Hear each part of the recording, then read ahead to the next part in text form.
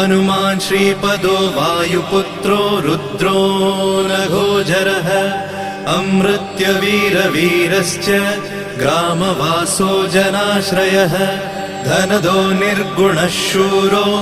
वीरो निधिपतिर्मुनिः पिङ्गाक्षो वरदो वाग्मी सीताशोकविनाशकः शिवः शर्वपरो व्यक्तो व्यक्ताव्यक्तो धराधरः पिङ्गकेशः पिङ्गरोमा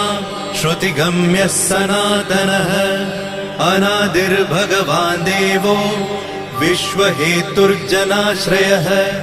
आरोग्यकर्ता विश्वेशो विश्वनाथो हरीश्वरः भर्गो रामो रामभक्तः कल्याणप्रकृतिस्थिरः विश्वम्भरो विश्वमूर्तिर्